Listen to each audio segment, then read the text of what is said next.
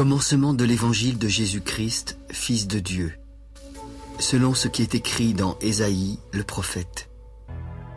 Voici, j'envoie devant toi mon messager qui préparera ton chemin.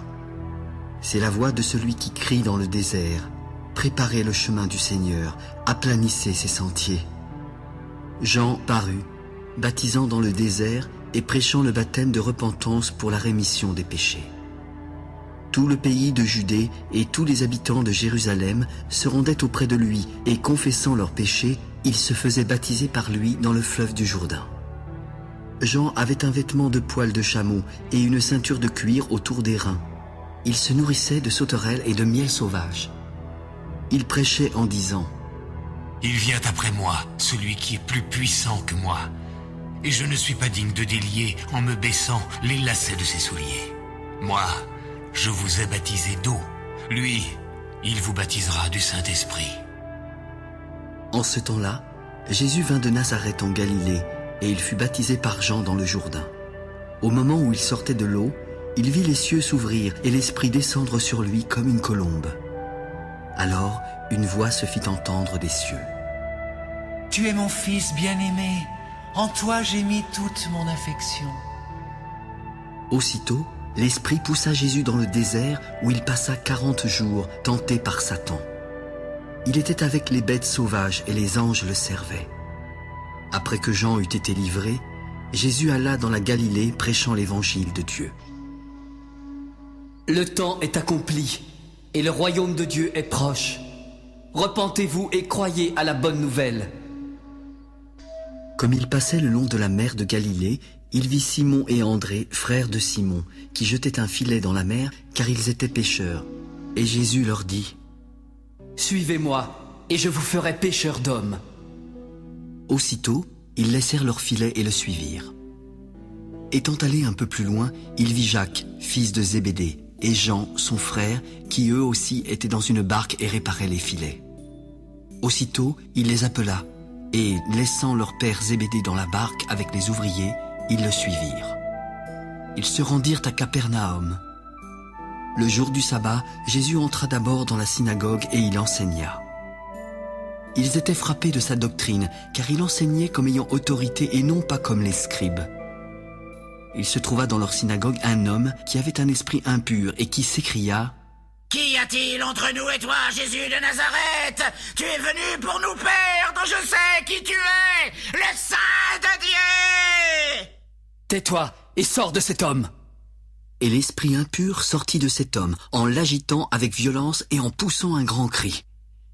Tous furent saisis de stupéfaction, de sorte qu'ils se demandaient les uns aux autres « Qu'est-ce que ceci? Une nouvelle doctrine? Il commande avec autorité même aux esprits impurs et ils lui obéissent. » Et sa renommée se répandit aussitôt dans tous les lieux environnants de la Galilée. En sortant de la synagogue, ils se rendirent avec Jacques et Jean à la maison de Simon et d'André. La belle-mère de Simon était couchée ayant la fièvre, et aussitôt on parla d'elle à Jésus. S'étant approché, il la fit lever en lui prenant la main, et à l'instant la fièvre la quitta, puis elle les servit.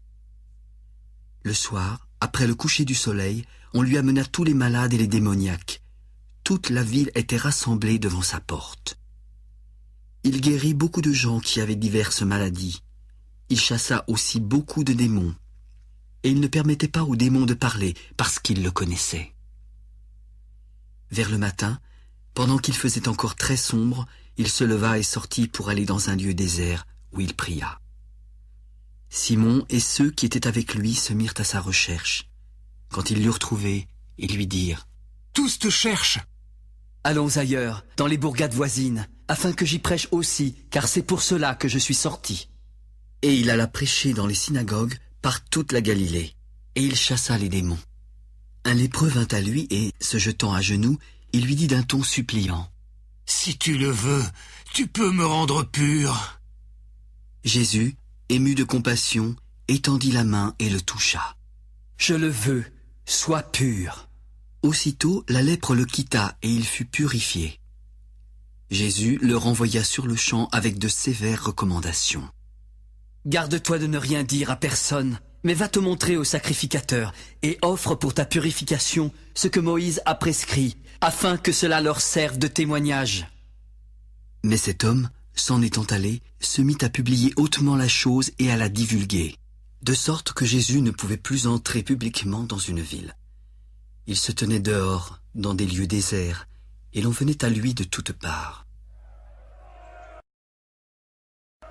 Quelques jours après, Jésus revint à Capernaum. Quand on apprit qu'il était à la maison, il s'assembla un si grand nombre de personnes que l'espace devant la porte ne pouvait plus les contenir. Il leur annonçait la parole.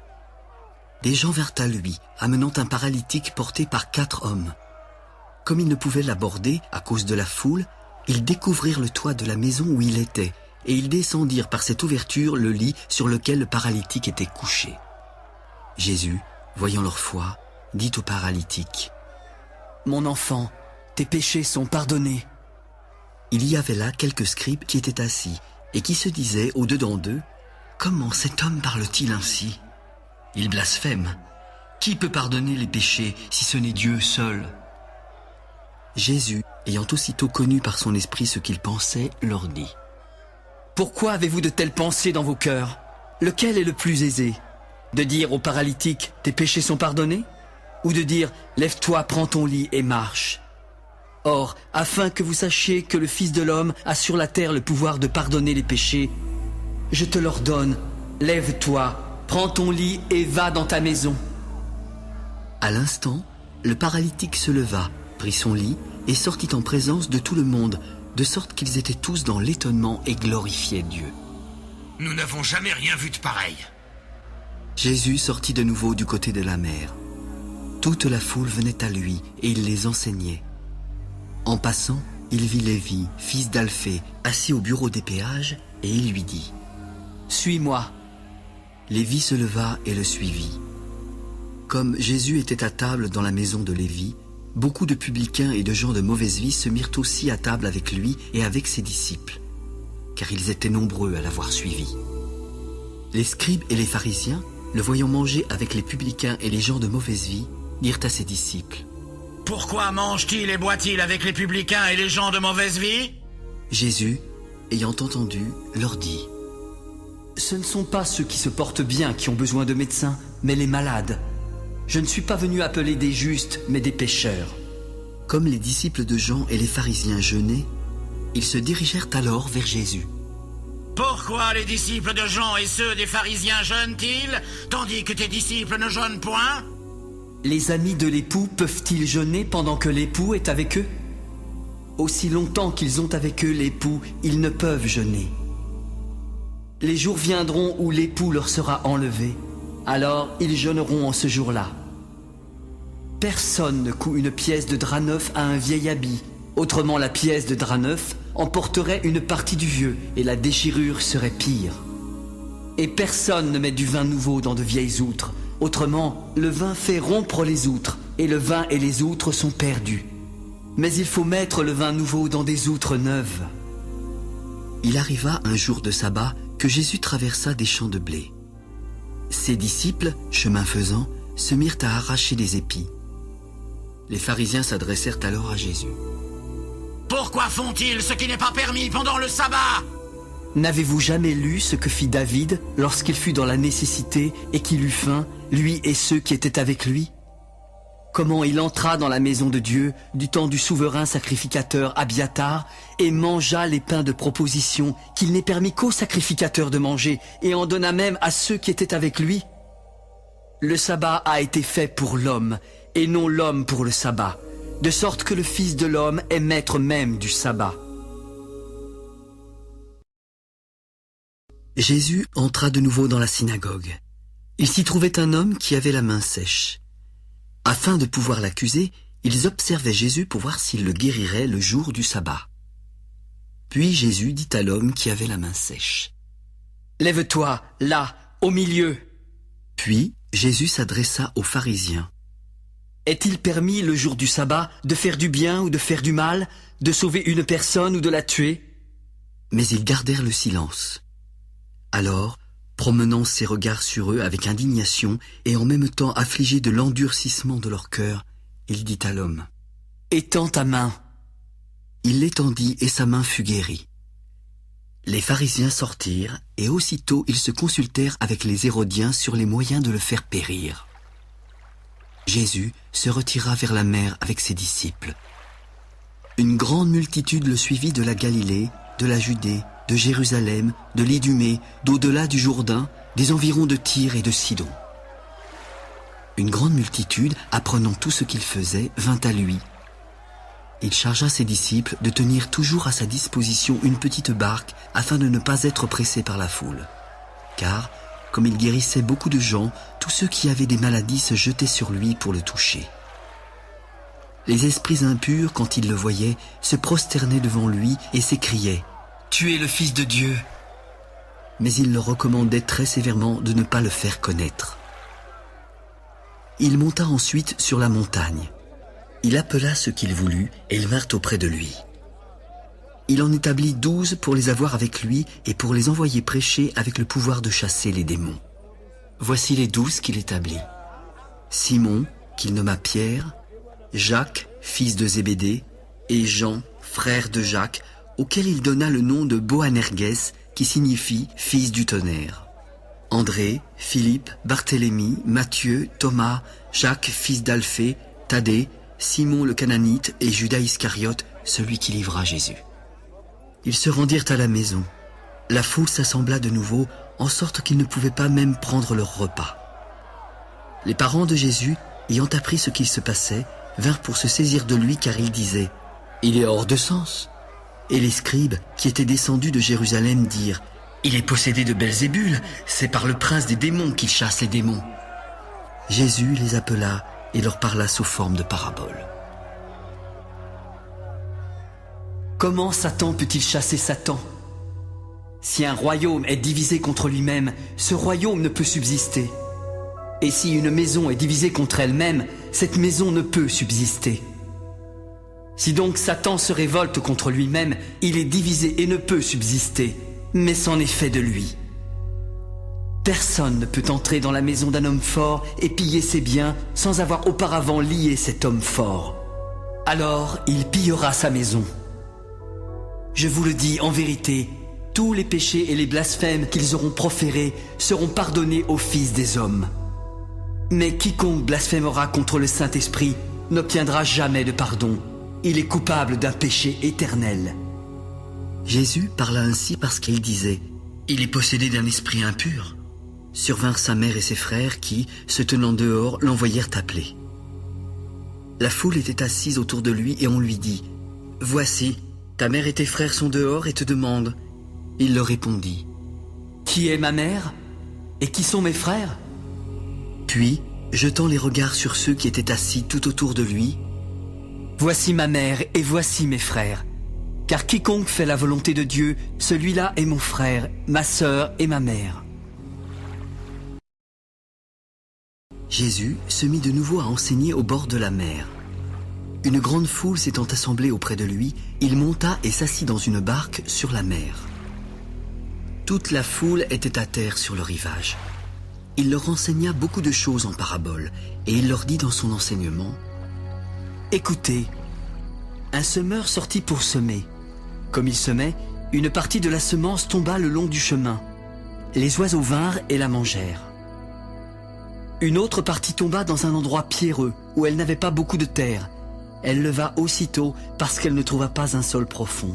Mais, quand le soleil parut, elle fut brûlée et sécha, faute de racines. Une autre partie tomba parmi les épines. Les épines montèrent, l'étouffèrent et elle ne donna point de fruits. Une autre partie tomba dans la bonne terre. Elle donna du fruit qui montait et croissait. Elle rapporta 30, 60 et 100 pour un. Que celui qui a des oreilles pour entendre, entende. » Lorsqu'il fut en particulier, ceux qui l'entouraient avec les 12 l'interrogèrent sur les paraboles. Il leur dit alors « C'est à vous qu'a été donné le mystère du royaume de Dieu. Mais pour ceux qui sont dehors, tout se passe en paraboles, afin qu'en voyant, ils voient et n'aperçoivent point. Qu'en entendant, ils entendent et ne comprennent point, de peur qu'ils ne se convertissent et que les péchés ne leur soient pardonnés. » Vous ne comprenez pas cette parabole? Comment donc comprendrez-vous toutes les paraboles? Le semeur sème la parole. Les uns sont le long du chemin où la parole est semée. Quand ils l'ont entendue, aussitôt Satan vient et enlève la parole qui a été semée en eux. Les autres, pareillement, reçoivent la semence dans les endroits pierreux. Quand ils entendent la parole, ils la reçoivent d'abord avec joie, mais ils n'ont pas de racine en eux-mêmes. Ils manquent de persistance, et dès que survient une tribulation ou une persécution à cause de la parole, ils y trouvent une occasion de chute. D'autres reçoivent la semence parmi les épines. Ce sont ceux qui entendent la parole, mais en qui les soucis du siècle, la séduction des richesses et l'invasion des autres convoitises étouffent la parole et la rendent infructueuse. D'autres reçoivent la semence dans la bonne terre. Ce sont ceux qui entendent la parole, la reçoivent et portent du fruit 30, 60 et 100 pour un. Apporte-t-on la lampe pour la mettre sous le boisseau ou sous le lit? N'est-ce pas pour la mettre sur le chandelier? Car il n'est rien de caché qui ne doive être découvert, rien de secret qui ne doive être mis à jour. Si quelqu'un a des oreilles pour entendre, qu'il entende. Prenez garde à ce que vous entendez. On vous mesurera avec la mesure dont vous vous serez servi, et on y ajoutera pour vous. Car on donnera à celui qui a, mais à celui qui n'a pas, on ôtera même ce qu'il a. Il en est du royaume de Dieu, comme quand un homme jette de la semence en terre. Qu'il dorme ou qu'il veille, nuit et jour, la semence germe et croît sans qu'il ne sache comment. La terre produit d'elle-même d'abord l'herbe, puis l'épi, puis le grain tout formé dans l'épi. Et, dès que le fruit est mûr, on y met la faucille, car la moisson est là. À quoi comparerons-nous le royaume de Dieu? Ou par quelle parabole le représenterons-nous? Il est semblable à un grain de sénévé qui, lorsqu'on le sème en terre, est la plus petite de toutes les semences qui sont sur la terre. Mais, lorsqu'il a été semé, il monte, devient plus grand que tous les légumes, et il lui pousse de grandes branches, de sorte que les oiseaux du ciel peuvent habiter sous son ombre. C'est par beaucoup de paraboles de ce genre qu'il leur annonçait la parole selon qu'ils étaient capables de l'entendre. Il ne leur parlait point sans parabole. Mais, en particulier, il expliquait tout à ses disciples. Ce même jour, sur le soir, Jésus leur demanda de passer à l'autre bord. Après avoir renvoyé la foule, ils l'emmenèrent dans la barque où il se trouvait. Il y avait aussi d'autres barques avec lui. Il s'éleva un grand tourbillon et les flots se jetaient dans la barque au point qu'elle se remplissait déjà. Comme Jésus dormait à la poupe sur le coussin, ils le réveillèrent. « Maître, ne t'inquiètes-tu pas de ce que nous périssons ?» S'étant réveillé, il menaça le vent et dit à la mer, « Silence, tais-toi !» Le vent cessa et il y eut un grand calme. « Pourquoi avez-vous peur ainsi? N'avez-vous point de foi ?» Ils furent saisis d'une grande frayeur et se dirent les uns aux autres, « Quel est donc celui-ci à qui obéissent même le vent et la mer ?» Ils arrivèrent à l'autre bord de la mer, dans le pays des Gadaréniens. Dès que Jésus fut hors de la barque, il vint venir au-devant de lui un homme sortant des sépulcres et possédé d'un esprit impur. Cet homme avait sa demeure dans les sépulcres. Personne ne pouvait plus le lier, même avec une chaîne, car souvent il avait eu les fers aux pieds et avait été lié de chaînes. Mais il avait rompu les chaînes et brisé les fers, et personne n'avait la force de le dompter. Nuit et jour, il était sans cesse dans les sépulcres et sur les montagnes, criant et se meurtrissant avec des pierres. Ayant vu Jésus de loin, il accourut, se prosterna devant lui et s'écria d'une voix forte. « Qu'y a-t-il entre toi et moi, Jésus, fils du Dieu très haut? Je t'en conjure au nom de Dieu, ne me tourmente pas !»« Sors de cet homme, esprit impur. Quel est ton nom? » ?»« Légion est mon nom, car nous sommes plusieurs !»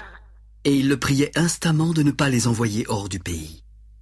Comme il y avait là, vers la montagne, un grand troupeau de pourceaux qui paissaient, les démons le prièrent. « Envoie-nous dans ces pourceaux afin que nous entrions en eux !» Il le leur permit. Les esprits impurs sortirent et entrèrent dans les pourceaux. Puis le troupeau se précipita des pentes escarpées dans la mer. Il y en avait environ 2000, et tous se noyèrent dans la mer. Ceux qui les faisaient paître s'enfuirent et répandirent la nouvelle dans la ville et dans les campagnes. Les gens allèrent voir ce qui était arrivé. Ils vinrent auprès de Jésus et ils virent le démoniaque, celui qui avait eu la légion, assis, vêtu et dans son bon sens. Ils furent saisis de frayeur. Ceux qui avaient vu ce qui s'était passé leur racontèrent ce qui était arrivé au démoniaque et au pourceau. Ils se mirent alors à supplier Jésus de quitter leur territoire. Comme il montait dans la barque, celui qui avait été démoniaque lui demanda la permission de rester avec lui. Jésus ne le lui permit pas, mais il lui dit : « Va dans ta maison, vers les tiens, et raconte-leur tout ce que le Seigneur t'a fait, et comment il a eu pitié de toi. » Il s'en alla et se mit à publier dans la Décapole tout ce que Jésus avait fait pour lui. Ainsi, tous furent dans l'étonnement. Jésus, dans la barque, regagna l'autre rive où une grande foule s'assembla près de lui. Il était au bord de la mer. Alors vint un des chefs de la synagogue, nommé Jaïrus, qui, l'ayant aperçu, se jeta à ses pieds et lui adressa cette instante prière. « Ma petite fille est à l'extrémité. Viens, impose-lui les mains afin qu'elle soit sauvée et qu'elle vive. » Jésus s'en alla avec lui et une grande foule le suivait et le pressait. Or, il y avait une femme atteinte d'une perte de sang depuis 12 ans. Elle avait beaucoup souffert entre les mains de plusieurs médecins. Elle avait dépensé tout ce qu'elle possédait et n'avait éprouvé aucun soulagement, mais était allée plutôt en empirant.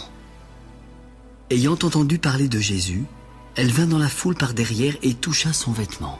« Si je puis seulement toucher ses vêtements, je serai guérie. » Au même instant, la perte de sang s'arrêta et elle sentit dans son corps qu'elle était guérie de son mal.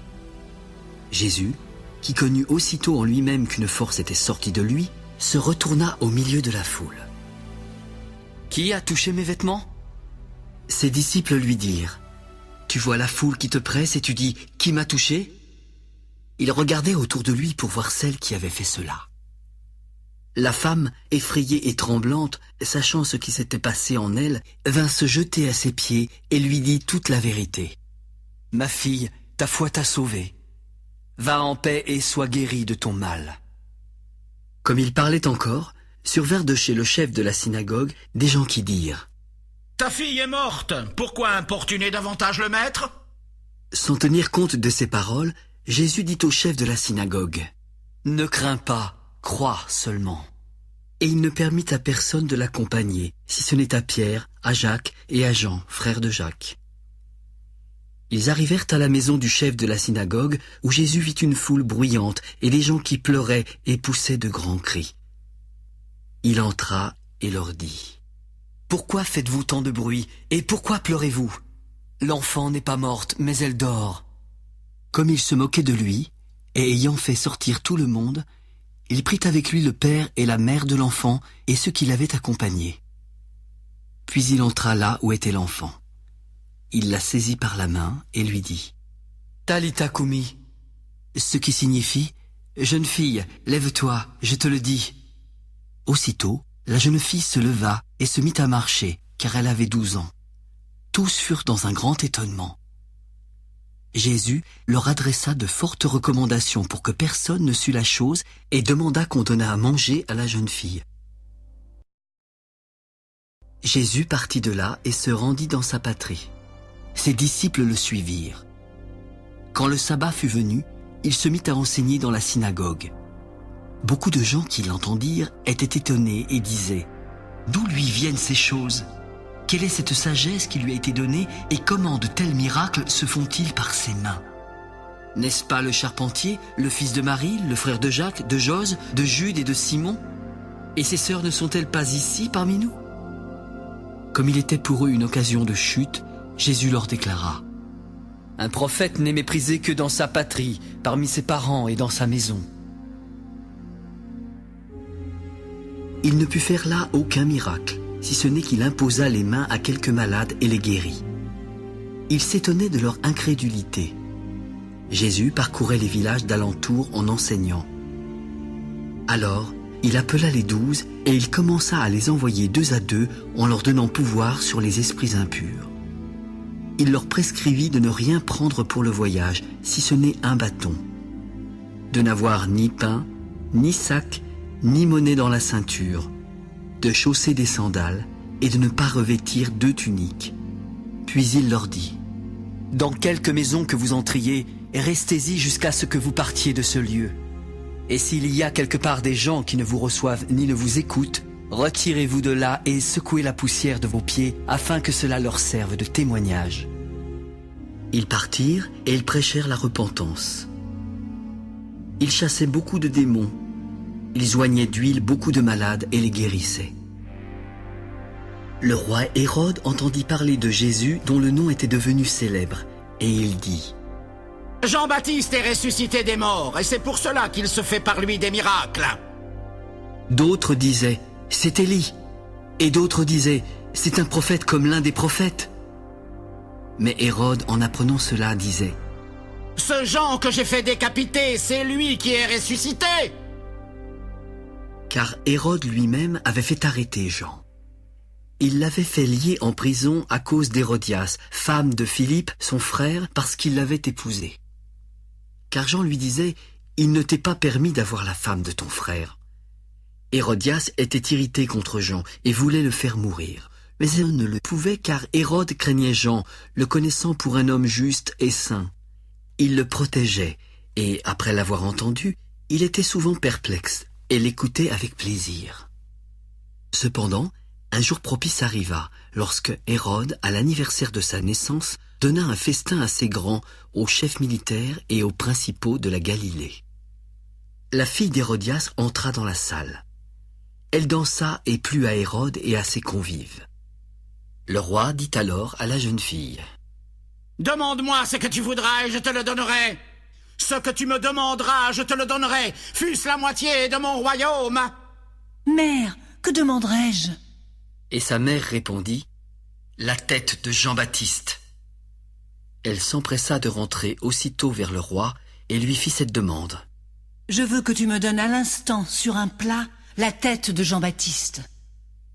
Le roi fut attristé, mais à cause de ses serments et des convives, il ne voulut pas lui faire un refus. Il envoya sur-le-champ un garde avec ordre d'apporter la tête de Jean-Baptiste. Le garde alla décapiter Jean dans la prison et apporta la tête sur un plat. Il la donna à la jeune fille et elle la donna à sa mère. Les disciples de Jean, ayant appris cela, vinrent prendre son corps et le mirent dans un sépulcre. Les apôtres, s'étant rassemblés auprès de Jésus, lui racontèrent tout ce qu'ils avaient fait et tout ce qu'ils avaient enseigné. Jésus leur dit : Venez à l'écart dans un lieu désert et reposez-vous un peu. Car il y avait beaucoup d'allants et de venants, et ils n'avaient même pas le temps de manger. Ils partirent donc dans une barque pour aller à l'écart dans un lieu désert. Beaucoup de gens les virent s'en aller et les reconnurent. De toutes les villes, on accourut à pied et on les devança au lieu où ils se rendaient. Quand il sortit de la barque, Jésus vit une grande foule et fut ému de compassion pour eux, parce qu'ils étaient comme des brebis qui n'ont point de berger. Alors, il se mit à leur enseigner beaucoup de choses. Comme l'heure était déjà avancée, ses disciples s'approchèrent de lui. « Ce lieu est désert et l'heure est déjà avancée. Renvoie-les, afin qu'ils aillent dans les campagnes et dans les villages des environs pour s'acheter de quoi manger. » « Donnez-leur vous-même à manger. » Irions-nous acheter des pains pour 200 deniers et leur donnerions-nous à manger ? Combien avez-vous de pain ? Allez voir. 5 et 2 poissons. Alors, il leur commanda de les faire tous asseoir par groupes sur l'herbe verte. Et ils s'assirent par rangées de 100 et de 50. Il prit les 5 pains, les 2 poissons, et levant les yeux vers le ciel, il rendit grâce. Puis, il rompit les pains et les donna aux disciples afin qu'ils les distribuassent à la foule. Il partagea aussi les 2 poissons entre tous. Tous mangèrent et furent rassasiés, et l'on emporta 12 paniers pleins de morceaux de pain et de ce qui restait des poissons. Ceux qui avaient mangé les pains étaient 5000 hommes. Aussitôt après, il obligea ses disciples à monter dans la barque et à passer avant lui de l'autre côté, vers Bethsaïda, pendant que lui-même renverrait la foule. Quand il l'eut renvoyé, il s'en alla sur la montagne pour prier. Le soir étant venu, la barque était au milieu de la mer et Jésus était seul à terre. Il vit qu'ils avaient beaucoup de peine à ramer car le vent leur était contraire. À la 4e veille de la nuit environ, il alla vers eux marchant sur la mer et il voulait les dépasser. Quand ils le virent marcher sur la mer, ils crurent que c'était un fantôme. Ils poussèrent des cris car tous le voyaient et étaient troublés. Aussitôt Jésus leur adressa la parole. « Rassurez-vous, c'est moi, n'ayez pas peur. » Puis il monta vers eux dans la barque et le vent cessa. Ils furent en eux-mêmes tous stupéfaits et remplis d'étonnement, car ils n'avaient pas compris le miracle des pains, parce que leur cœur était endurci. Après avoir traversé la mer, ils abordèrent et vinrent dans le pays de Génézareth. Quand ils furent sortis de la barque, les gens, ayant aussitôt reconnu Jésus, parcoururent tous les environs. On se mit alors à apporter les malades sur des lits partout où l'on apprenait qu'il était. En quelque lieu qu'il arriva, dans les villages, dans les villes ou dans les campagnes, on mettait les malades sur les places publiques et on le priait de leur permettre seulement de toucher le bord de son vêtement. Et tous ceux qui le touchaient étaient guéris. Les pharisiens et quelques scribes, venus de Jérusalem, s'assemblèrent auprès de Jésus. Ils virent quelques-uns de ses disciples prendre leur repas avec des mains impures, c'est-à-dire non lavées. Or, les pharisiens et tous les juifs ne mangent pas sans s'être lavés soigneusement les mains, conformément à la tradition des anciens. Et, quand ils reviennent de la place publique, ils ne mangent qu'après s'être purifiés. Ils ont encore beaucoup d'autres observances traditionnelles, comme le lavage des coupes, des cruches et des vases d'airain. Les pharisiens et les scribes lui demandèrent: « Pourquoi tes disciples ne suivent-ils pas la tradition des anciens ? Pourquoi prennent-ils leur repas avec des mains impures ?» Hypocrite, Ésaïe a bien prophétisé sur vous, ainsi qu'il est écrit: « Ce peuple m'honore des lèvres, mais son cœur est éloigné de moi. C'est en vain qu'il m'honore en donnant des préceptes qui sont des commandements d'hommes. » Vous abandonnez le commandement de Dieu et vous observez la tradition des hommes. Vous anéantissez fort bien le commandement de Dieu pour garder votre tradition. Car Moïse a dit: « Honore ton père et ta mère, et celui qui maudira son père ou sa mère sera puni de mort. » Mais vous, vous dites: « Si un homme dit à son père ou à sa mère, ce dont j'aurais pu t'assister est corban, c'est-à-dire une offrande à Dieu, vous ne le laissez plus rien faire pour son père ou pour sa mère, annulant ainsi la parole de Dieu par la tradition que vous avez établie. Et vous faites beaucoup d'autres choses semblables. Écoutez-moi tous et comprenez. Il n'est hors de l'homme rien qui entrant en lui ne puisse le souiller. Mais ce qui sort de l'homme, c'est ce qui le souille. Si quelqu'un a des oreilles pour entendre, qu'il entende. » Lorsqu'il fut entré dans la maison, loin de la foule, ses disciples l'interrogèrent sur cette parabole, et il leur répondit: « Vous aussi, êtes-vous donc sans intelligence ? Ne comprenez-vous pas que rien de ce qui du dehors entre dans l'homme ne peut le souiller ? Car cela n'entre pas dans son cœur, mais dans son ventre, puis s'en va dans les lieux secrets qui purifient tous les aliments. Ce qui sort de l'homme, c'est ce qui souille l'homme, car c'est du dedans, c'est du cœur des hommes que sortent les mauvaises pensées, les adultères, les impudicités, les meurtres, les vols, les cupidités, les méchancetés, la fraude, le dérèglement, le regard envieux, la calomnie, l'orgueil, la folie. Toutes ces choses mauvaises sortent du dedans et souillent l'homme. » Jésus, étant parti de là, s'en alla dans le territoire de Tyr et de Sidon. Il entra dans une maison en désirant que personne ne le sût. Mais il ne put rester longtemps caché, car une femme, dont la fille était possédée d'un esprit impur, entendit parler de lui et vint se jeter à ses pieds. Cette femme était grecque, syro-phénicienne d'origine. Elle le pria de chasser le démon hors de sa fille. Et Jésus lui dit: « Laisse d'abord les enfants se rassasier, car il n'est pas bien de prendre le pain des enfants et de le jeter aux petits chiens. » Oui, Seigneur, mais les petits chiens sous la table mangent les miettes des enfants. À cause de cette parole, va, le démon est sorti de ta fille. » Et, quand elle rentra dans sa maison, elle trouva l'enfant couché sur le lit, le démon étant sorti. Jésus quitta le territoire de Tyr et revint par Sidon, vers la mer de Galilée, en traversant le pays de la Décapole. On lui amena un sourd qui avait de la difficulté à parler, et on le pria de lui imposer les mains. Il le prit à part loin de la foule, lui mit les doigts dans les oreilles, et lui toucha la langue avec sa propre salive. Puis, levant les yeux au ciel, il soupira et dit « Ephata !» c'est-à-dire « Ouvre-toi !» Aussitôt ses oreilles s'ouvrirent, sa langue se délia, et il parla très bien. Jésus leur recommanda de n'en parler à personne, mais plus il le leur recommanda, plus ils le publièrent. Ils étaient dans le plus grand étonnement et disaient « Il fait tout à merveille, il fait même entendre les sourds et parler les muets !» En ces jours-là, une foule nombreuse s'étant de nouveau réunie et n'ayant pas de quoi manger, Jésus appela les disciples. « Je suis ému de compassion pour cette foule, car voilà 3 jours qu'ils sont près de moi et ils n'ont rien à manger. Si je les renvoie chez eux à jeun, les forces leur manqueront en chemin, car quelques-uns d'entre eux sont venus de loin. » Comment pourrait-on les rassasier de pain, ici, dans un lieu désert ? Combien avez-vous de pain ? 7. Alors, il fit asseoir la foule par terre, prit les 7 pains, et, après avoir rendu grâce, il les rompit, puis les donna à ses disciples pour les distribuer à la foule. Ils avaient encore quelques petits poissons. Alors Jésus, ayant rendu grâce, les fit aussi distribuer. Tous mangèrent et furent rassasiés, et l'on emporta 7 corbeilles pleines de morceaux qui restaient. Ils étaient environ 4000. Ensuite, Jésus les renvoya. Aussitôt, il monta dans la barque avec ses disciples et se rendit dans la contrée de Dalmanuta.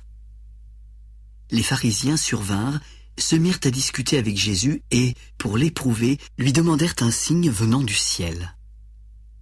Jésus répondit en soupirant profondément en son esprit. « Pourquoi cette génération demande-t-elle un signe ? Je vous le dis en vérité, il ne sera point donné de signe à cette génération. » Puis il les quitta et remonta dans la barque pour passer sur l'autre bord. Les disciples avaient oublié de prendre des pains. Il n'en avait qu'un seul avec eux dans la barque. Jésus leur fit alors cette recommandation. « Gardez-vous avec soin du levain des pharisiens et du levain d'Hérode. » Les disciples raisonnaient entre eux et disaient « C'est parce que nous n'avons pas de pain. » Mais Jésus, ayant deviné, leur dit « Pourquoi raisonnez-vous sur ce que vous n'avez pas de pain ? Êtes-vous encore sans intelligence et ne comprenez-vous pas ? Avez-vous le cœur endurci ? Ayant des yeux, ne voyez-vous pas ? Ayant des oreilles, n'entendez-vous pas ? Et n'avez-vous point de mémoire ? Quand j'ai rompu les 5 pains pour les 5000 hommes, combien de paniers pleins de morceaux avez-vous emporté ? 12.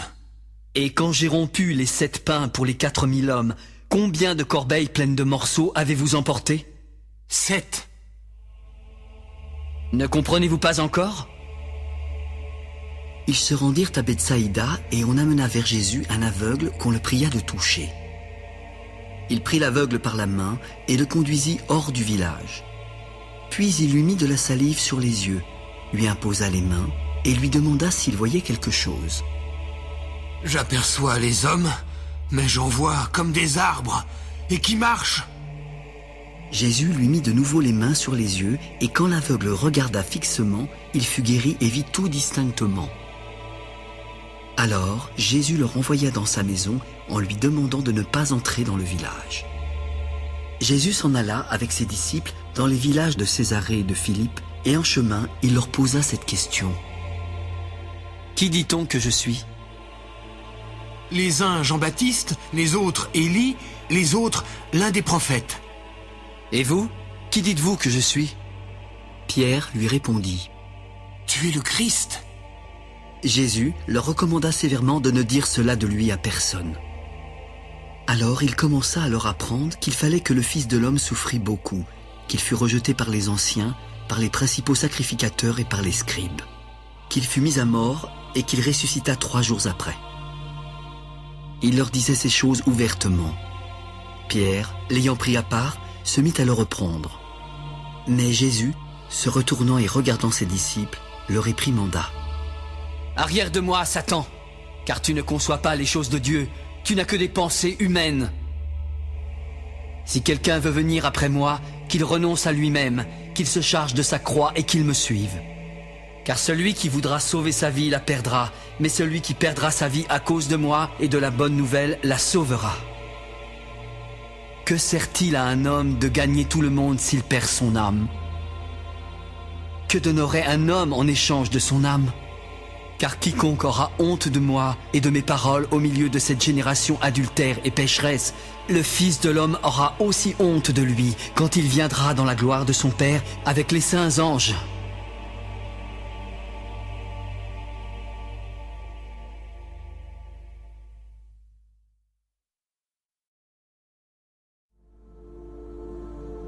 Je vous le dis en vérité, quelques-uns de ceux qui sont ici ne mourront point, qu'ils n'aient vu le royaume de Dieu venir avec puissance. 6 jours après, Jésus prit avec lui Pierre, Jacques et Jean, et il les conduisit seuls à l'écart sur une haute montagne. Il fut transfiguré devant eux. Ses vêtements devinrent resplendissants et d'une telle blancheur qu'il n'est pas de foulon sur la terre qui puisse blanchir ainsi. Élie et Moïse leur apparurent, s'entretenant avec Jésus. L'effroi les ayant saisis et ne sachant que dire, Pierre dit à Jésus. « Maître, il est bon que nous soyons ici. Dressons 3 tentes, une pour toi, une pour Moïse et une pour Élie. » Alors une nuée vint les couvrir, et de la nuée sortit une voix. « Celui-ci est mon fils bien-aimé, écoutez-le. » Aussitôt, les disciples regardèrent tout autour et ne virent que Jésus seul avec eux. Comme ils descendaient de la montagne, Jésus leur recommanda de ne dire à personne ce qu'ils avaient vu, jusqu'à ce que le Fils de l'homme fût ressuscité des morts. Ils retinrent cette parole en se demandant entre eux ce que c'est que ressusciter des morts. Pourquoi les scribes disent-ils qu'il faut qu'Élie vienne premièrement? Élie viendra premièrement et rétablira toutes choses. Et pourquoi est-il écrit du Fils de l'homme qu'il doit souffrir beaucoup et être méprisé? Mais je vous dis qu'Élie est venu et qu'ils l'ont traité comme ils ont voulu, selon qu'il est écrit de lui. Lorsqu'ils furent arrivés près des disciples, ils virent autour d'eux une grande foule et des scribes qui discutaient avec eux. Dès que la foule vit Jésus, elle fut surprise et accourut pour le saluer. « Sur quoi discutez-vous avec eux ?»« Maître, j'ai amené auprès de toi mon fils, qui est possédé d'un esprit muet. En quelque lieu qu'il le saisisse, il le jette par terre. Alors l'enfant écume, grince des dents et devient tout raide. J'ai prié tes disciples de chasser l'esprit, mais ils n'ont pas pu. » « Race incrédule, jusqu'à quand serai-je avec vous?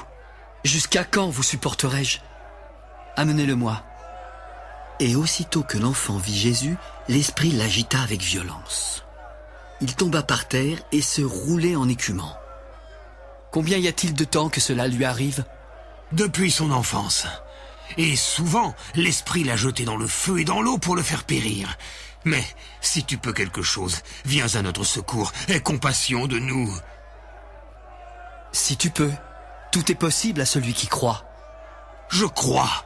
Viens au secours de mon incrédulité. » Esprit muet et sourd, je te l'ordonne. Sors de cet enfant et n'y rentre plus. » Il sortit en poussant des cris et en l'agitant avec une grande violence. L'enfant devint comme mort, de sorte que plusieurs disaient « Il est mort !» Mais Jésus, l'ayant pris par la main, le fit lever. Puis il se tint debout. Quand Jésus fut entré dans la maison, ses disciples lui demandèrent en particulier « Pourquoi n'avons-nous pu chasser cet esprit ?» Cette espèce-là ne peut sortir que par la prière. Ils partirent de là et traversèrent la Galilée. Jésus ne voulait pas qu'on le sût, car il enseignait ses disciples en leur disant « Le Fils de l'homme sera livré entre les mains des hommes. Ils le feront mourir, et 3 jours après qu'il aura été mis à mort, il ressuscitera. » Mais les disciples ne comprenaient pas cette parole et ils craignaient de l'interroger. Ils arrivèrent à Capernaum. Lorsqu'il fut dans la maison, Jésus leur demanda. De quoi discutiez-vous en chemin? Mais ils gardèrent le silence, car en chemin, ils avaient discuté entre eux pour savoir qui était le plus grand. Alors, il s'assit et appela les 12. Si quelqu'un veut être le premier, il sera le dernier de tous et le serviteur de tous. Il prit un petit enfant et le plaça au milieu d'eux. En l'ayant pris dans ses bras, il leur dit. Quiconque reçoit en mon nom un de ces petits-enfants me reçoit moi-même. Et quiconque me reçoit, reçoit non pas moi, mais celui qui m'a envoyé. Jean lui dit. Maître, nous avons vu un homme qui chasse des démons en ton nom, et nous l'en avons empêché, parce qu'il ne nous suit pas. Ne l'en empêchez pas, car il n'est personne qui, faisant un miracle en mon nom, puisse aussitôt après parler mal de moi. Qui n'est pas contre nous est pour nous. Quiconque vous donnera à boire un verre d'eau en mon nom, parce que vous appartenez à Christ, je vous le dis en vérité, il ne perdra point sa récompense. Mais si quelqu'un scandalisait un de ces petits qui croient, il vaudrait mieux pour lui qu'on lui mît au cou une grosse meule de moulin et qu'on le jetât dans la mer. Si ta main est pour toi une occasion de chute, coupe-la. Mieux vaut pour toi entrer manchot dans la vie que d'avoir les 2 mains et d'aller dans la géhenne, dans le feu qui ne s'éteint point. Si ton pied est pour toi une occasion de chute, coupe-le. Mieux vaut pour toi entrer boiteux dans la vie que d'avoir les 2 pieds et d'être jeté dans la géhenne, dans le feu qui ne s'éteint point. Si ton œil est pour toi une occasion de chute, arrache-le. Mieux vaut pour toi entrer dans le royaume de Dieu n'ayant qu'un œil que d'avoir 2 yeux et d'être jeté dans la géhenne, où leur ver ne meurt point et où le feu ne s'éteint point. Car tout homme sera salé de feu. Le sel est une bonne chose, mais si le sel devient sans saveur, avec quoi l'assaisonnerez-vous? Ayez du sel en vous-même et soyez en paix les uns avec les autres. Jésus, étant parti de là, se rendit dans le territoire de Judée, au-delà du Jourdain. La foule s'assembla de nouveau près de lui et, selon sa coutume, il se mit encore à l'enseigner.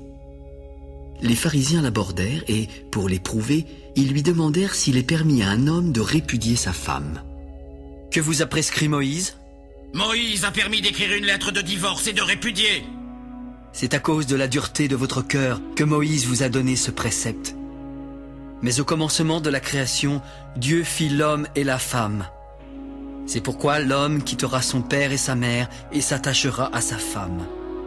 Ainsi, les 2 deviendront une seule chair, car ils ne sont plus 2, mais ils sont une seule chair. Que l'homme donc ne sépare pas ce que Dieu a joint. Celui qui répudie sa femme et qui en épouse une autre commet un adultère à son égard. Et si une femme quitte son mari et en épouse un autre, elle commet un adultère. On lui amena des petits-enfants afin qu'il les touchât. Mais les disciples reprirent ceux qui les amenaient. Jésus, voyant cela, fut indigné. Laissez venir à moi les petits-enfants, et ne les en empêchez pas, car le royaume de Dieu est pour ceux qui leur ressemblent. Je vous le dis en vérité, quiconque ne recevra pas le royaume de Dieu comme un petit enfant, n'y entrera point. Puis il les prit dans ses bras et les bénit en leur imposant les mains. Comme Jésus se mettait en chemin, un homme accourut et se jeta à genoux devant lui. Bon maître, que dois-je faire pour hériter de la vie éternelle? Pourquoi m'appelles-tu bon? Il n'y a de bon que Dieu seul. Tu connais les commandements. Tu ne commettras point d'adultère. Tu ne tueras point. Tu ne déroberas point. Tu ne diras point de faux témoignages. Tu ne feras tort à personne et honore ton père et ta mère. Maître, j'ai déjà observé toutes ces choses dès ma jeunesse. Il te manque une chose. Va, vends tout ce que tu as, donne-le aux pauvres et tu auras un trésor dans le ciel. Puis viens et suis-moi. Mais, affligé de cette parole, cet homme s'en alla tout triste, car il avait de grands biens. Jésus, regardant autour de lui, dit à ses disciples, « Qu'il sera difficile à ceux qui ont des richesses d'entrer dans le royaume de Dieu. » Les disciples furent étonnés de ce que Jésus parlait ainsi. Puis il leur dit, « Mes enfants, qu'il est difficile à ceux qui se confient dans les richesses d'entrer dans le royaume de Dieu. Il est plus facile à un chameau de passer par le trou d'une aiguille qu'à un riche d'entrer dans le royaume de Dieu. Les disciples furent encore plus étonnés et ils se dirent les uns aux autres, « Qui peut être sauvé ?» Jésus les regarda et dit, « Cela est impossible aux hommes, mais non à Dieu, car tout est possible à Dieu. » Puis Pierre se mit à lui dire, « Nous avons tout quitté et nous t'avons suivi. » Je vous le dis en vérité, il n'est personne qui, ayant quitté à cause de moi et à cause de la bonne nouvelle sa maison, ou ses frères, ou ses sœurs, ou sa mère, ou son père, ou ses enfants, ou ses terres, ne reçoive au centuple, présentement dans ce siècle-ci, des maisons, des frères, des sœurs, des mères, des enfants et des terres, avec des persécutions et, dans le siècle à venir, la vie éternelle. Plusieurs des premiers seront les derniers, et plusieurs des derniers seront les premiers. » Ils étaient en chemin pour monter à Jérusalem, et Jésus allait devant eux. Les disciples étaient troublés et le suivaient avec crainte. Alors Jésus prit de nouveau les 12 auprès de lui et commença à leur dire ce qui devait lui arriver. « Voici, nous montons à Jérusalem, et le Fils de l'homme sera livré aux principaux sacrificateurs et aux scribes. Ils le condamneront à mort et le livreront aux païens, qui se moqueront de lui, cracheront sur lui, le battront de verges et le feront mourir. Mais 3 jours après, il ressuscitera. » Les fils de Zébédée, Jacques et Jean, s'approchèrent de Jésus. « Maître, nous voudrions que tu fasses pour nous ce que nous te demanderons. »« Que voulez-vous que je fasse pour vous ?»« Accorde-nous d'être assis, l'un à ta droite et l'autre à ta gauche, quand tu seras dans ta gloire. » Vous ne savez ce que vous demandez. Pouvez-vous boire la coupe que je dois boire, ou être baptisé du baptême dont je dois être baptisé? Nous le pouvons. Il est vrai que vous boirez la coupe que je dois boire, et que vous serez baptisé du baptême dont je dois être baptisé.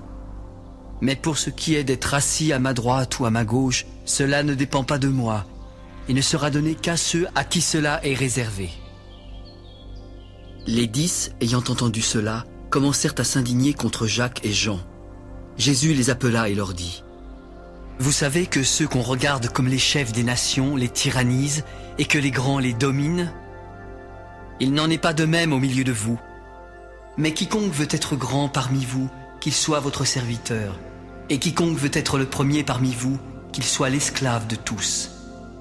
Car le Fils de l'homme est venu non pour être servi, mais pour servir et donner sa vie comme la rançon de plusieurs. » Ils arrivèrent à Jéricho. Et, lorsque Jésus en sortit avec ses disciples et une assez grande foule, le fils de Timée, Bartimée, mendiant aveugle, était assis au bord du chemin. Il entendit que c'était Jésus de Nazareth et se mit à crier. « Fils de David, Jésus, aie pitié de moi !» Plusieurs le reprenaient pour le faire taire, mais il criait beaucoup plus fort. « Fils de David, aie pitié de moi !» Appelez-le. Ils appelèrent l'aveugle en lui disant, « Prends courage, lève-toi, il t'appelle. » L'aveugle jeta son manteau et se levant d'un bond, vint vers Jésus.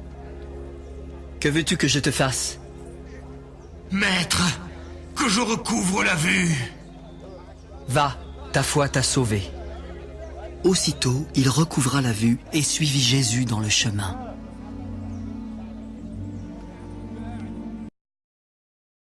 Lorsqu'ils approchèrent de Jérusalem, qu'ils furent près de Bethphagée et de Béthanie, vers la montagne des Oliviers, Jésus envoya 2 de ses disciples en leur disant, « Allez au village qui est devant vous. Dès que vous y serez entrés, vous trouverez un ânon attaché sur lequel aucun homme ne s'est encore assis. Détachez-le et amenez-le. Si quelqu'un vous dit « Pourquoi faites-vous cela ?» Répondez « Le Seigneur en a besoin, et à l'instant, il le laissera venir ici. » Les disciples, étant allés, trouvèrent l'ânon attaché dehors près d'une porte au contour du chemin, et ils le détachèrent. Quelques-uns de ceux qui étaient là leur dirent « Que faites-vous? Pourquoi détachez-vous cet ânon ?»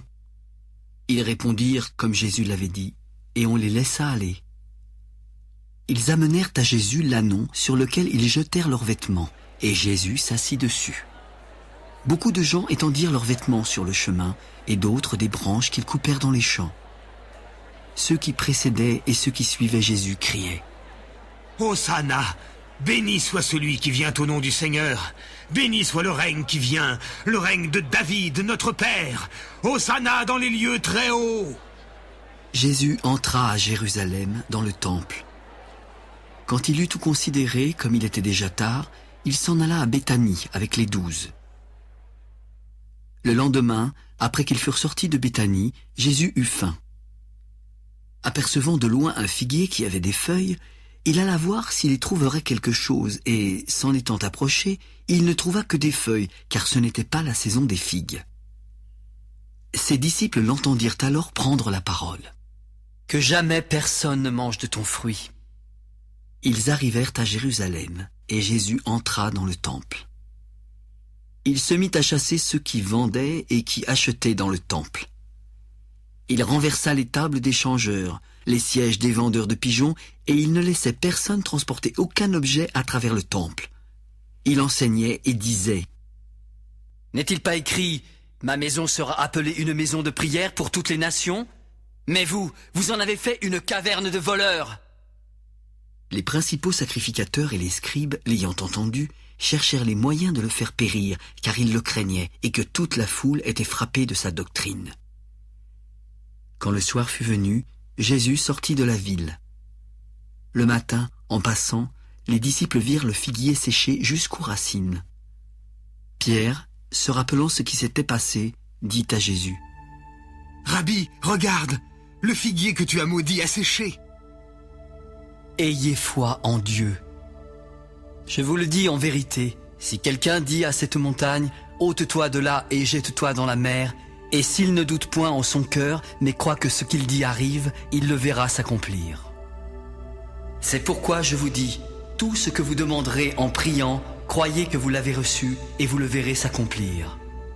Et, lorsque vous êtes debout, faisant votre prière, si vous avez quelque chose contre quelqu'un, pardonnez, afin que votre Père qui est dans les cieux vous pardonne aussi vos offenses.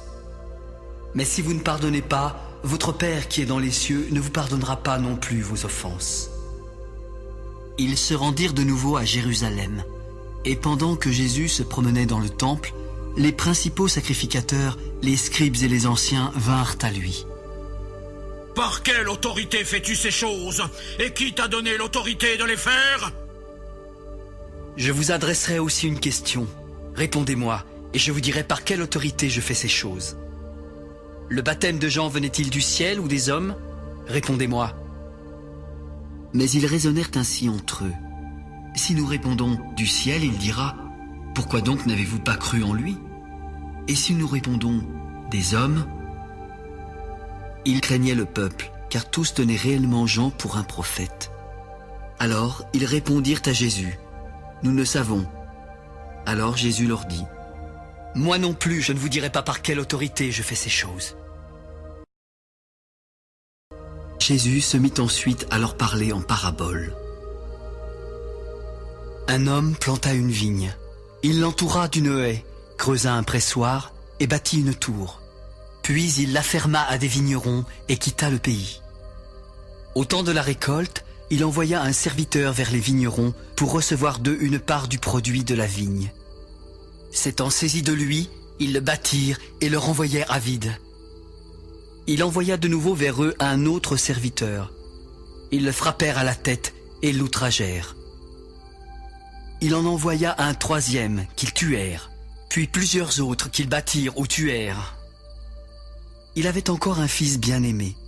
Il l'envoya vers eux le dernier en disant : « Ils auront du respect pour mon fils. » Mais ces vignerons dirent entre eux : « Voici l'héritier, venez, tuons-le et l'héritage sera à nous. » Et ils se saisirent de lui, le tuèrent et le jetèrent hors de la vigne. Maintenant, que fera le maître de la vigne? Il viendra, fera périr les vignerons et il donnera la vigne à d'autres. N'avez-vous pas lu cette parole de l'Écriture? La pierre qu'ont rejetée ceux qui bâtissaient est devenue la principale de l'angle. C'est par la volonté du Seigneur qu'elle l'est devenue, et c'est un prodige à nos yeux. Il cherchait à se saisir de lui, mais il craignait la foule. Ils avaient compris que c'était pour eux que Jésus avait dit cette parabole. Alors, ils le quittèrent et s'en allèrent. Ils envoyèrent auprès de Jésus quelques-uns des pharisiens et des hérodiens afin de le surprendre par ses propres paroles.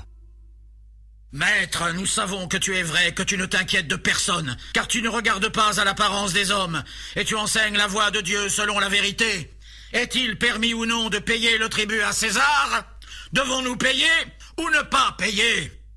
Pourquoi me tentez-vous? Apportez-moi un denier afin que je le voie. Ils en apportèrent un, et Jésus leur demanda. De qui sont cette effigie et cette inscription? De César.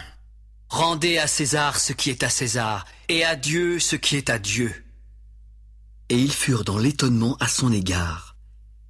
Les Sadducéens, qui disent qu'il n'y a point de résurrection, vinrent auprès de Jésus et lui firent cette question. « Maître, voici ce que Moïse nous a prescrit. Si le frère de quelqu'un meurt et laisse une femme sans avoir d'enfant, son frère épousera sa veuve et suscitera une postérité à son frère.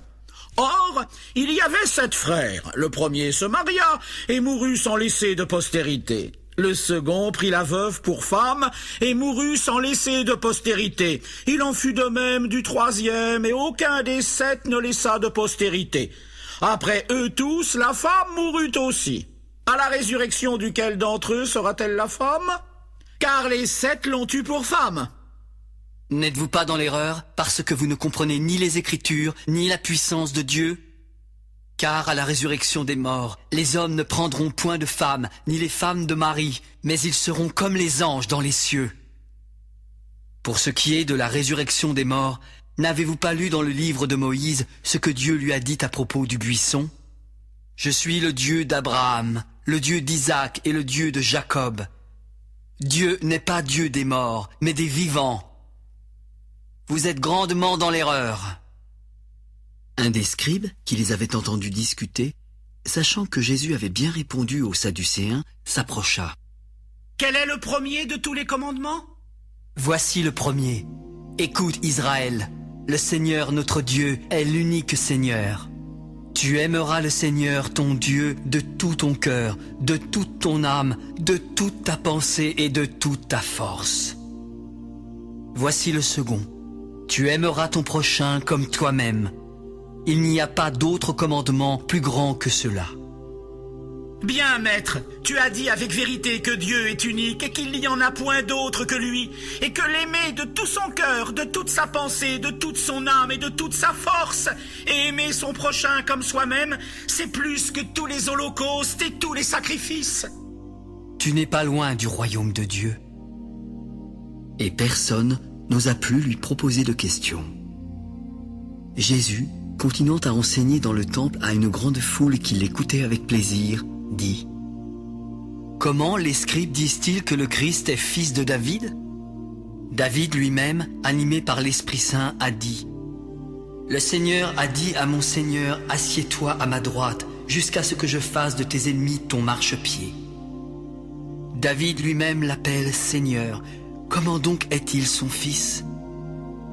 Gardez-vous des scribes qui aiment à se promener en robe longue et à être salués dans les places publiques, qui recherchent les premiers sièges dans les synagogues et les premières places dans les festins, qui dévorent les maisons des veuves et qui font pour l'apparence de longues prières. Ils seront jugés plus sévèrement. Jésus, s'étant assis vis-à-vis du tronc, regardait comment la foule y mettait de l'argent. Plusieurs riches mettaient beaucoup. Il vint aussi une pauvre veuve. Elle y mit 2 petites pièces faisant un quart de sou.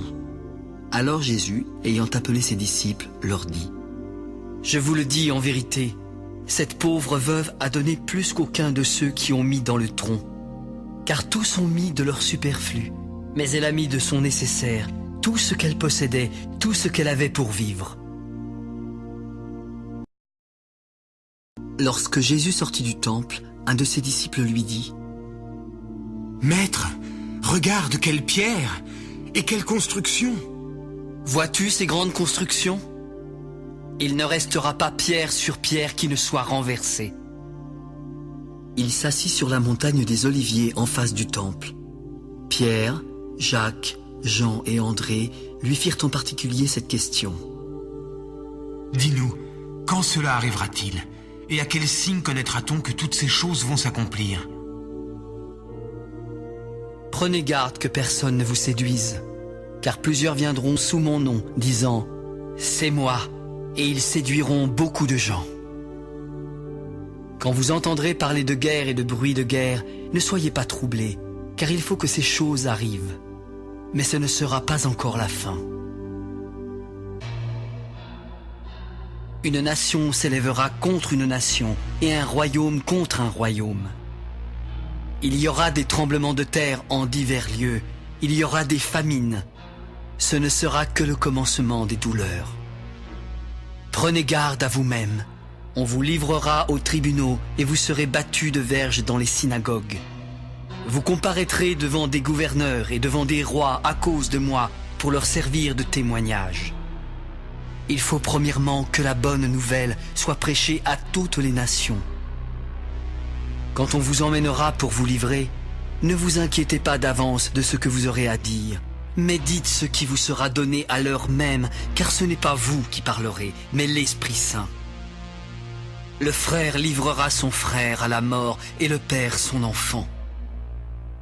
Les enfants se soulèveront contre leurs parents et les feront mourir. Vous serez haïs de tous à cause de mon nom, mais celui qui persévérera jusqu'à la fin sera sauvé.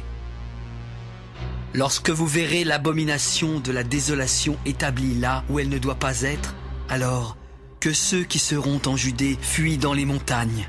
Que celui qui sera sur le toit ne descende pas et n'entre pas pour prendre quelque chose dans sa maison, et que celui qui sera dans les champs ne retourne pas en arrière pour prendre son manteau. Malheur aux femmes qui seront enceintes et à celles qui allaiteront en ces jours-là. Priez pour que ces choses n'arrivent pas en hiver, car la détresse en ces jours sera telle qu'il n'y en a point eu de semblable depuis le commencement du monde que Dieu a créé jusqu'à présent, et qu'il n'y en aura jamais. Et si le Seigneur n'avait abrégé ces jours, personne ne serait sauvé, mais il les a abrégés à cause des élus qu'il a choisis. Si quelqu'un vous dit alors « Le Christ est ici » ou « Il est là », ne le croyez pas, car il s'élèvera de faux Christ et de faux prophètes. Ils feront des prodiges et des miracles pour séduire les élus s'il était possible. Soyez sur vos gardes, je vous ai tout annoncé d'avance. Mais dans ces jours, après cette détresse, le soleil s'obscurcira, la lune ne donnera plus sa lumière, les étoiles tomberont du ciel et les puissances qui sont dans les cieux seront ébranlées. Alors, on verra le Fils de l'homme venant sur les nuées avec une grande puissance et avec gloire. Alors il enverra les anges et il rassemblera les élus des 4 vents, de l'extrémité de la terre jusqu'à l'extrémité du ciel. Instruisez-vous par une comparaison tirée du figuier. Dès que ses branches deviennent tendres et que les feuilles poussent, vous connaissez que l'été est proche. De même, quand vous verrez ces choses arriver, sachez que le Fils de l'homme est proche à la porte. Je vous le dis en vérité, cette génération ne passera point que tout cela n'arrive. Le ciel et la terre passeront, mais mes paroles ne passeront point. Pour ce qui est du jour ou de l'heure, personne ne le sait, ni les anges dans le ciel, ni le Fils, mais le Père seul. Prenez garde, veillez et priez, car vous ne savez quand ce temps viendra. Il en sera comme d'un homme qui, partant pour un voyage, laisse sa maison, remet l'autorité à ses serviteurs, indique à chacun sa tâche et ordonne au portier de veiller. Veillez donc, car vous ne savez quand viendra le maître de la maison, ou le soir, ou au milieu de la nuit, ou au chant du coq, ou le matin. Craignez qu'il ne vous trouve endormi à son arrivée soudaine. Ce que je vous dis, je le dis à tous, veillez. La fête de Pâques et des pains sans levain devait avoir lieu 2 jours après. Les principaux sacrificateurs et les scribes cherchaient les moyens d'arrêter Jésus par ruse et de le faire mourir. Car ils disaient que ce ne soit pas pendant la fête afin qu'il n'y ait pas de tumulte parmi le peuple. Comme Jésus était à Béthanie, dans la maison de Simon le lépreux, une femme entra pendant qu'il se trouvait à table. Elle tenait un vase d'albâtre qui renfermait un parfum de nard pur de grand prix et, ayant rompu le vase, elle répandit le parfum sur la tête de Jésus. Quelques-uns exprimèrent entre eux leur indignation. À quoi bon perdre ce parfum? On aurait pu le vendre plus de 300 deniers et les donner aux pauvres. Et ils s'irritaient contre cette femme. Mais Jésus dit, « Laissez-la. Pourquoi lui faites-vous de la peine? Elle a fait une bonne action à mon égard, car vous avez toujours les pauvres avec vous, et vous pouvez leur faire du bien quand vous voulez, mais vous ne m'avez pas toujours. Elle a fait ce qu'elle a pu. Elle a d'avance embaumé mon corps pour la sépulture. Je vous le dis en vérité, partout où la bonne nouvelle sera prêchée, dans le monde entier, on racontera aussi en mémoire de cette femme ce qu'elle a fait. » Judas Iscariote, l'un des 12, alla vers les principaux sacrificateurs afin de leur livrer Jésus. Après l'avoir entendu, ils furent dans la joie et promirent de lui donner de l'argent. Alors, Judas cherchait une occasion favorable pour le livrer. Le premier jour des pains sans levain, où l'on immolait la Pâque, les disciples de Jésus lui dirent : « Où veux-tu que nous allions te préparer la Pâque ? Allez à la ville, vous rencontrerez un homme portant une cruche d'eau. Suivez-le. Quelque part qu'il entre, dites au maître de la maison. Le maître dit, où est le lieu où je mangerai la Pâque avec mes disciples? Et il vous montrera une grande chambre haute, meublée et toute prête. C'est là que vous nous préparerez la Pâque. Les disciples partirent, arrivèrent à la ville et trouvèrent les choses comme il leur avait dit. Et ils préparèrent la Pâque. Le soir étant venu, il arriva avec les 12. Pendant qu'ils étaient à table et qu'ils mangeaient, Jésus dit : « Je vous le dis en vérité, l'un de vous qui mange avec moi me livrera. » Ils commencèrent à s'attrister et à lui dire l'un après l'autre : « Est-ce moi ?» C'est l'un des 12 qui met avec moi la main dans le plat. Le Fils de l'homme s'en va selon ce qui est écrit de lui. Mais malheur à l'homme par qui le Fils de l'homme est livré. Mieux vaudrait pour cet homme qu'il ne fût pas né. Pendant qu'ils mangeaient, Jésus prit du pain, et, après avoir rendu grâce, il le rompit et le leur donna en disant : « Prenez, ceci est mon corps. » Il prit ensuite une coupe, et, après avoir rendu grâce, il la leur donna. Ils en burent tous, puis il leur dit : « Ceci est mon sang, le sang de l'alliance qui est répandu pour plusieurs. Je vous le dis en vérité, je ne boirai plus jamais du fruit de la vigne jusqu'au jour où je le boirai nouveau dans le royaume de Dieu. » Après avoir chanté les cantiques, ils se rendirent à la montagne des Oliviers. Jésus leur dit alors : « Vous serez tous scandalisés, car il est écrit : je frapperai le berger, et les brebis seront dispersées. Mais, après que je serai ressuscité, je vous précéderai en Galilée. » Pierre lui répondit : « Quand tous seraient scandalisés, je ne serai pas scandalisé. » « Je te le dis en vérité, toi, aujourd'hui, cette nuit même, avant que le coq chante 2 fois, tu me renieras 3 fois. » Mais Pierre reprit plus fortement : « Quand il me faudrait mourir avec toi, je ne te renierai pas. » Et tous dirent la même chose. Ils allèrent ensuite dans un lieu appelé Gethsémané. Et Jésus dit à ses disciples : « Asseyez-vous ici, pendant que je prierai. » Il prit avec lui Pierre, Jacques et Jean, et il commença à éprouver de la frayeur et des angoisses. « Mon âme est triste jusqu'à la mort.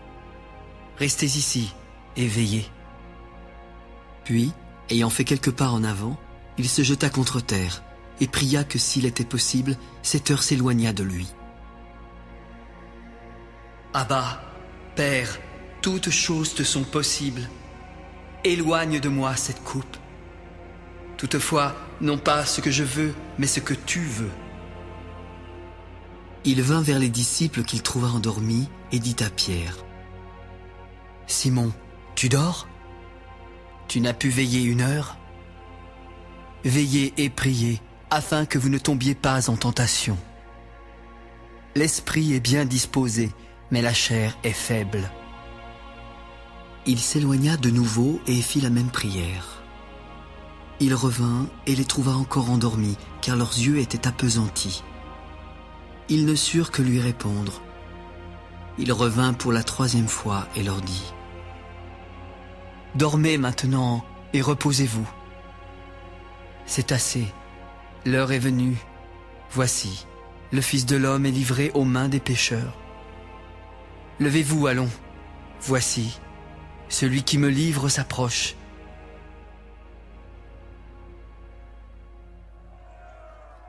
Et aussitôt, comme il parlait encore, arriva Judas, l'un des 12, et avec lui une foule armée d'épées et de bâtons, envoyés par les principaux sacrificateurs, par les scribes et par les anciens. Celui qui le livrait leur avait donné ce signe : celui que je baiserai, c'est lui.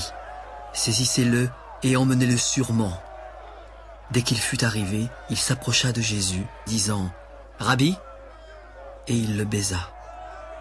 Alors ces gens mirent la main sur Jésus et le saisirent. Un de ceux qui étaient là, tirant l'épée, frappa le serviteur du souverain sacrificateur et lui emporta l'oreille. Jésus, prenant la parole, leur dit : Vous êtes venus comme après un brigand, avec des épées et des bâtons, pour vous emparer de moi. J'étais tous les jours parmi vous, enseignant dans le temple, et vous ne m'avez pas saisi.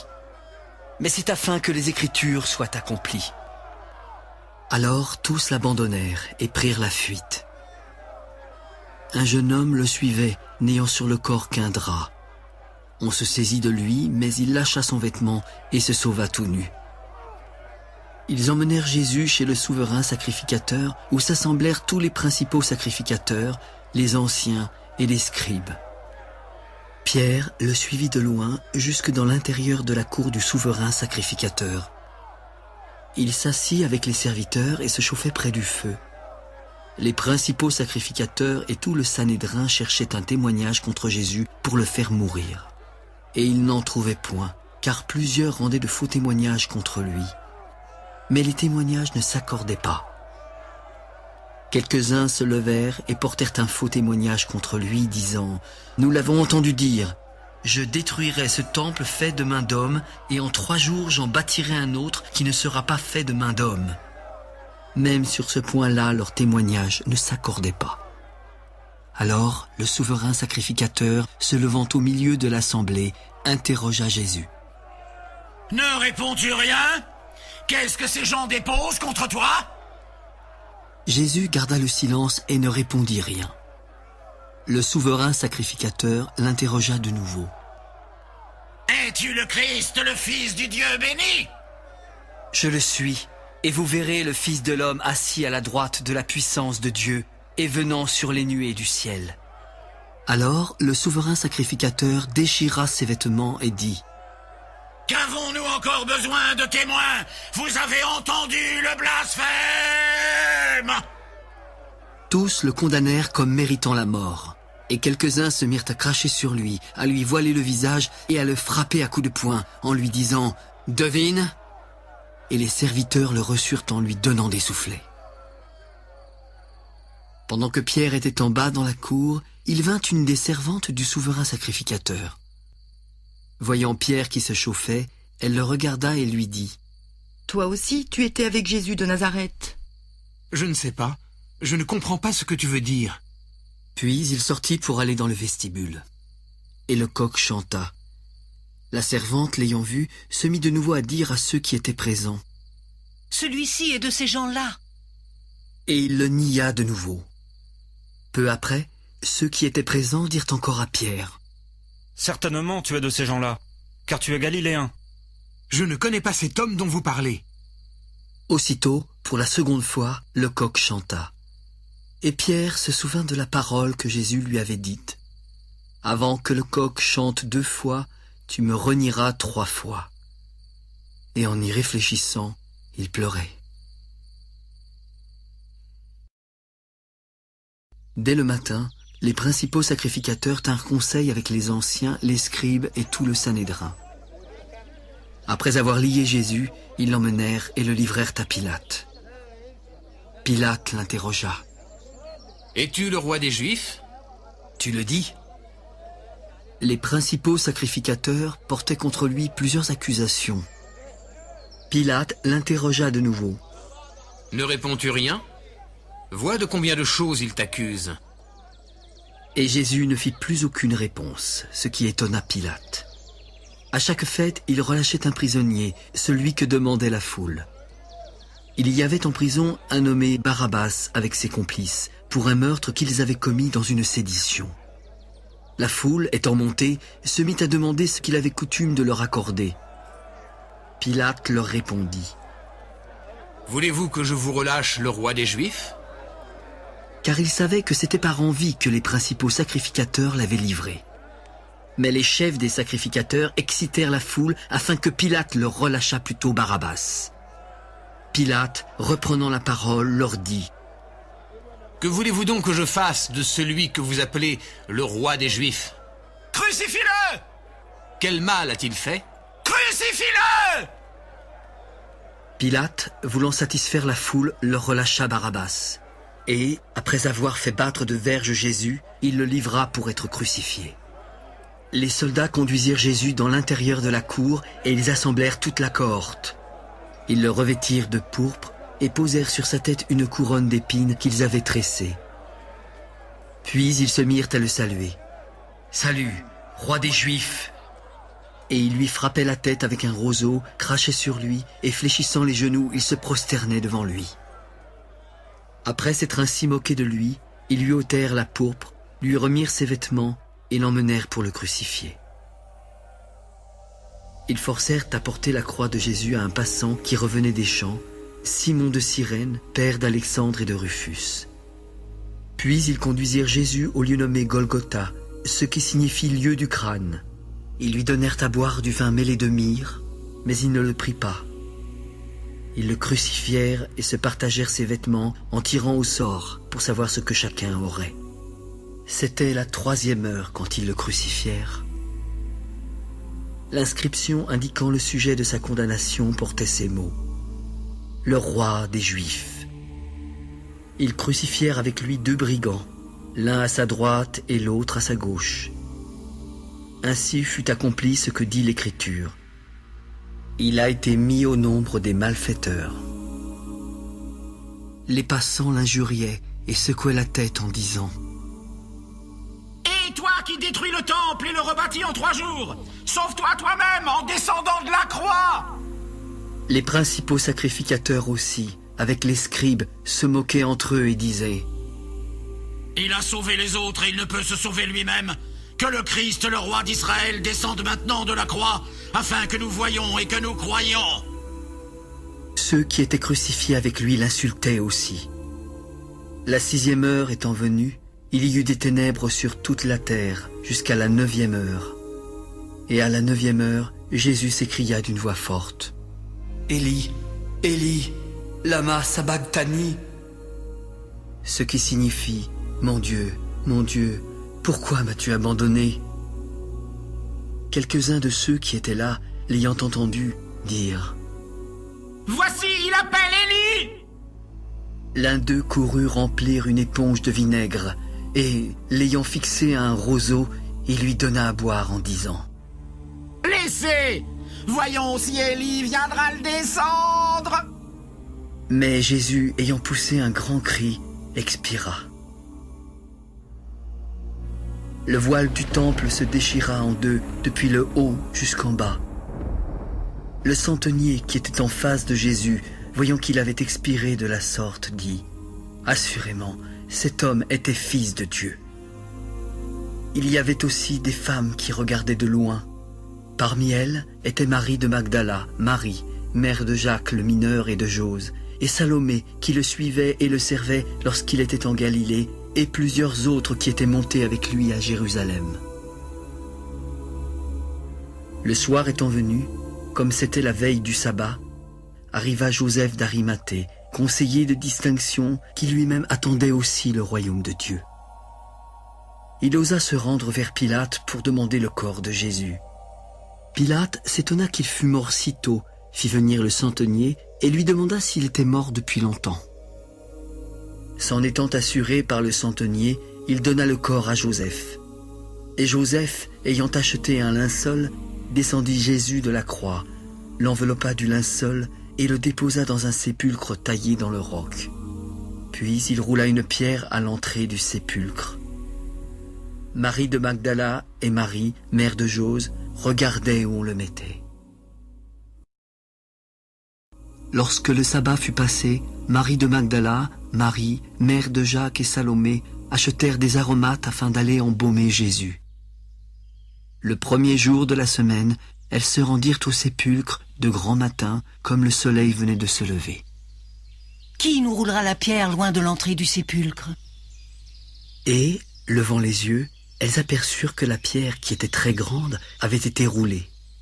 Elles entrèrent dans le sépulcre, virent un jeune homme assis à droite, vêtu d'une robe blanche, et elles furent épouvantées.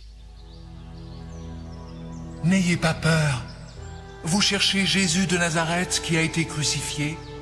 Il est ressuscité. Il n'est point ici. Voici le lieu où on l'avait mis.